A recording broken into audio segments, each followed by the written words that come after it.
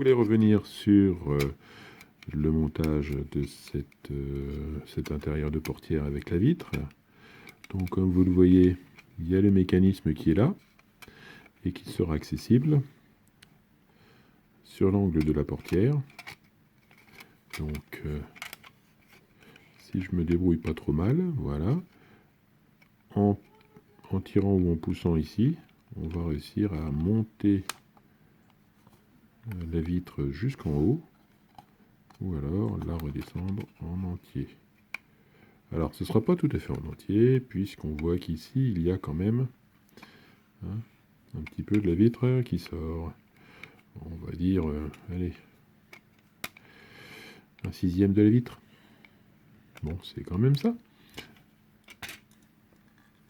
Ici, donc le système de verrou. Alors, en fait, il n'y a pas de verrou du tout, hein, c'est juste un système de crochet, un petit crochet qui va accrocher le tenon à l'intérieur du rebord de portière. Ici, la charnière qui sera, à ma foi, je pense, assez solide. Voilà. Si j'essaye de rabouter ces deux pièces-là, puisque c'est quand même le plus intéressant dans l'affaire, alors je ne vais pas les fixer tout de suite. Donc ça va donner quelque chose comme ça. Voilà, on voit ici le petit mécanisme. Alors, si ça se trouve, c'est ça qui va peut-être être un petit peu difficile. C'est que ça, il faut franchement que ça aille, que ça ne quitte pas les rails. Voilà, il y a deux places de dispositifs qui viennent s'accrocher sur des rails. Et franchement, il faut que ça y reste.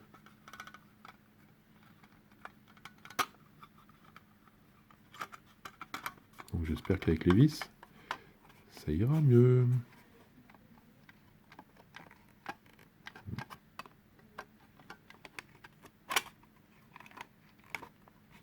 Voilà, bon, là c'est vrai que ça se décroche à chaque fois, donc parce qu'en fait ce n'est pas encore vissé. Alors par contre, si j'avais une petite objection à faire du côté d'Altaïa, c'est quand même ces toiles là, ces deux toiles. Donc on voit que les deux toiles en fait, elles sont tissées, mais ce qu'il faudrait pour l'installer bien comme il faut, là on voit qu'il y a un petit défaut, hein, en fait, c'est parce qu'en fait la toile elle se déforme. Quand on tend un petit peu la toile à droite ou à gauche, elle se déforme. Donc ce que je peux vous conseiller en tout cas, c'est avant de défaire la toile du papier autocollant, voilà, du son papier support, sur la toile, je vous conseille de mettre un scotch translucide, de manière à ce qu'elle ne bouge pas d'un poil. Et après seulement vous défaites le papier. Eh bien ce sera, je pense, plus facile à installer.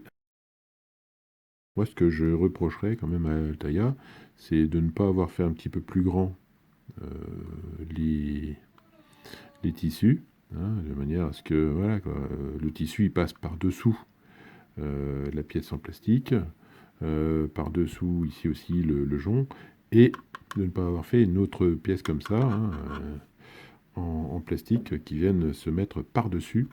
Hein, ils ont voulu économiser des pièces, mais ouais, enfin bon, c'est un petit peu dommage de ce côté-là. Hein, comme ça au moins ça aurait caché le restant de la toile.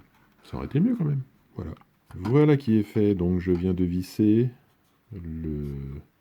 l'habillage de portière et on va procéder à un petit test. Alors, ouverture de la vitre par le mécanisme, donc il y a possibilité de tirer dessus hein, aussi, mais a priori ça tient pas mal. Alors, par contre, non, c'est du gras. Tout va bien. Donc voilà, l'effet est pas mal. Hein.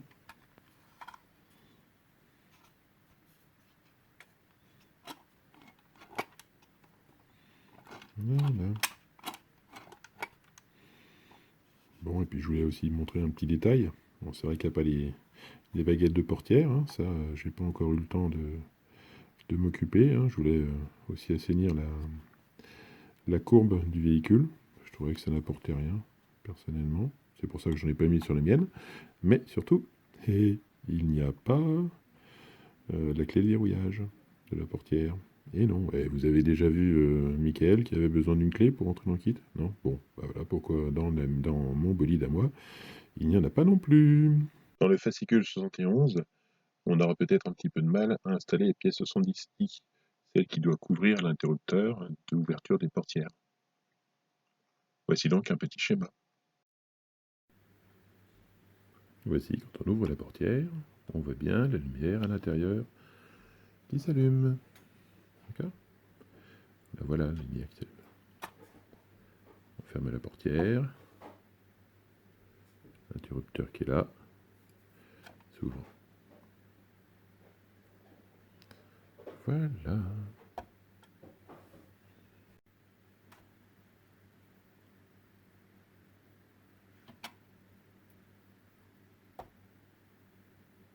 Lorsque j'ouvre la portière, je vois que l'éclairage intérieur s'allume. Ici, il y a une petite molette qui me sert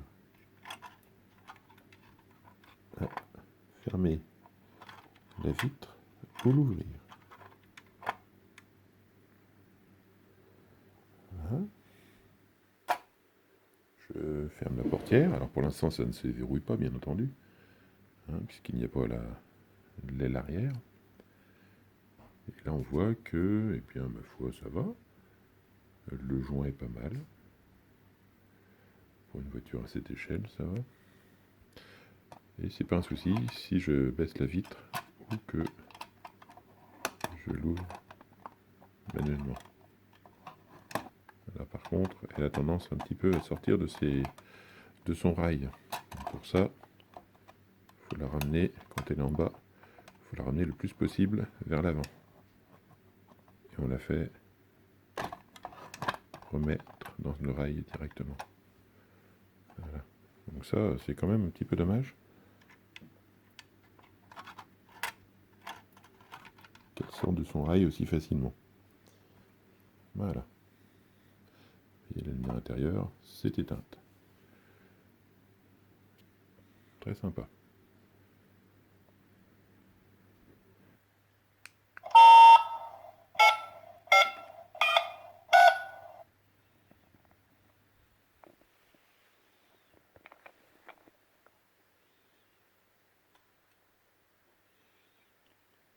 Ah oui, j'ai oublié de vous dire.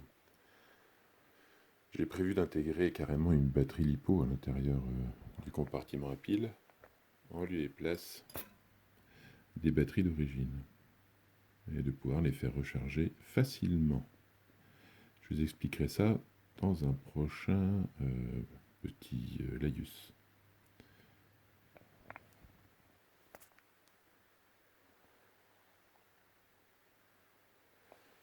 Bon sens que ça commence à avoir de la gueule.